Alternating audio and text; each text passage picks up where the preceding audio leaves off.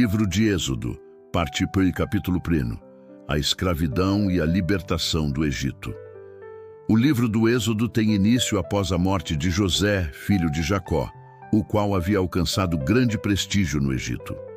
Com o passar das gerações, os descendentes de Jacó se multiplicaram, tornando-se um povo numeroso.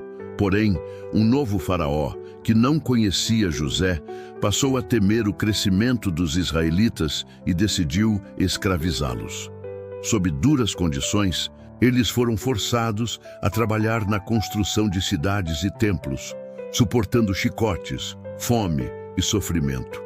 Temendo que os hebreus se tornassem uma ameaça, o faraó ordenou que todos os meninos recém-nascidos fossem lançados no rio Nilo.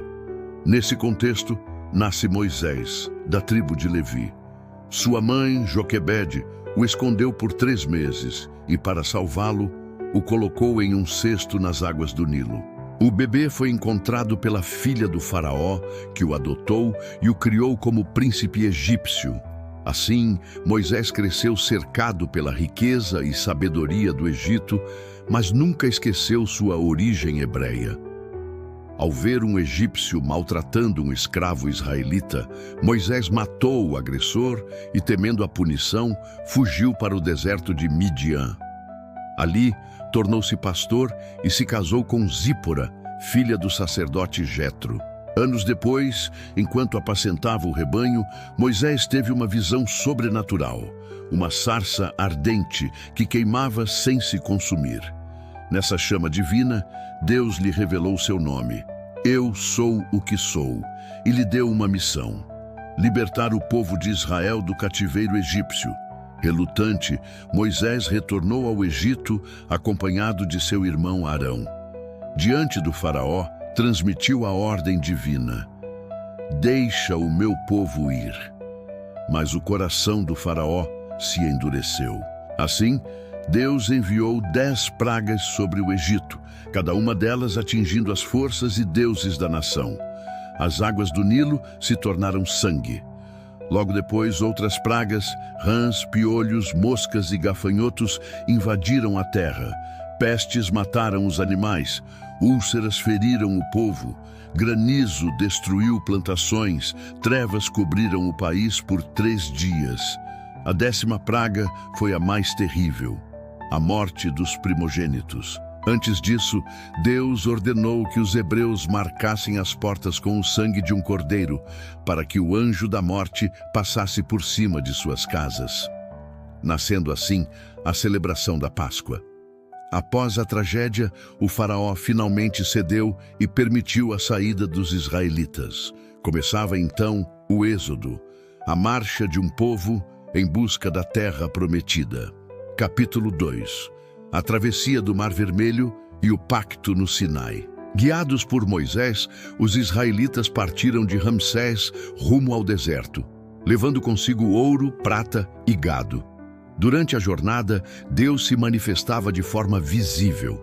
Uma coluna de nuvem durante o dia e uma coluna de fogo à noite, símbolos de sua presença e proteção. Mas logo, o faraó se arrependeu de libertá-los e enviou seu exército para recapturá-los. Os israelitas ficaram encurralados entre o mar e os soldados egípcios. O desespero tomou conta do povo. Mas Moisés levantou o cajado sobre as águas, e o Mar Vermelho se abriu, formando um caminho seco. O povo atravessou em segurança, enquanto as muralhas de água se erguiam ao redor. Quando os egípcios tentaram seguir, as águas se fecharam, destruindo carros e cavaleiros. Esse milagre se tornou um dos maiores símbolos da libertação divina. Do outro lado, os israelitas entoaram um cântico de vitória, liderados por Moisés e sua irmã Miriam. No entanto, logo começaram as dificuldades no deserto.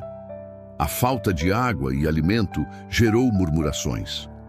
Deus, em sua providência, fez jorrar água da rocha e enviou o maná, um pão celestial que caía todas as manhãs, além de codornizes para a alimentação. A cada desafio, o povo era provado em sua fé e obediência. Ao chegarem ao Monte Sinai, Moisés subiu à montanha, onde permaneceu por 40 dias e 40 noites. Lá, Deus lhe revelou os 10 mandamentos, princípios morais e espirituais que fundamentariam a aliança entre Deus e Israel. Moisés recebeu ainda instruções detalhadas sobre o tabernáculo, o sacerdócio e as leis civis e religiosas. Contudo, durante sua ausência, o povo se desviou e construiu um bezerro de ouro, idolatrando-o como um deus. A ira de Deus se acendeu, e Moisés, ao descer do monte, quebrou as tábuas da lei em sinal de indignação. Após arrependimento e intercessão, uma nova aliança foi estabelecida, reafirmando a misericórdia divina. Capítulo 3. A peregrinação pelo deserto e a formação do povo de Deus. Com a construção do tabernáculo, uma tenda sagrada onde a presença de Deus habitava entre os homens, o povo de Israel tornou-se uma comunidade organizada, guiada por leis, sacerdotes e rituais. A nuvem de glória descia sobre o tabernáculo, indicando que o Senhor estava no meio deles. Quando a nuvem se movia, os israelitas desmontavam o acampamento e seguiam seu caminho. Quando ela parava, permaneciam acampados. Mas a caminhada até Canaã não seria fácil. A rebeldia e a falta de fé repetiam-se. Em Cades Barneia, às portas da terra prometida, 12 espiãs foram enviados para observar a região. 10 deles voltaram desanimados, relatando gigantes e cidades fortificadas, enquanto apenas Josué e Calebe confiaram na promessa divina. O povo, tomado pelo medo, se rebelou e recusou entrar na terra. Por causa dessa incredulidade, Deus decretou que aquela geração vagaria 40 anos no deserto, até que seus descendentes estivessem prontos para tomar posse da herança prometida. Durante esse longo período, o deserto se tornou uma escola espiritual.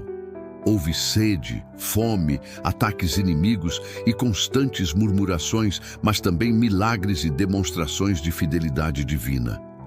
Moisés conduziu o povo com paciência, recebendo novas leis e orientações. Ele erigiu serpentes de bronze para curar os que foram picados, intercedeu em momentos de ira divina e ensinou ao povo a depender totalmente de Deus.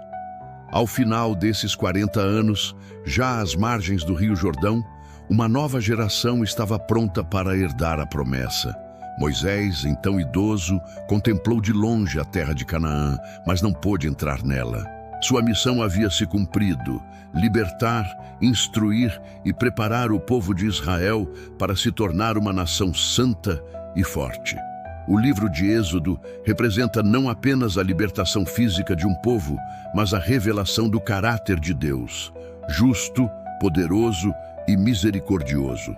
A travessia do Egito ao deserto simboliza a passagem da escravidão para a liberdade espiritual, da opressão à aliança. Moisés se torna o mediador entre Deus e o homem, e Israel, um povo chamado a refletir a luz divina entre as nações. Esta primeira parte encerra-se com o povo acampado diante da terra prometida e a promessa de um novo tempo prestes a se cumprir. Tema que será continuado na parte Zur, com a transição do comando para Josué e as batalhas pela conquista da Canaã. Continua.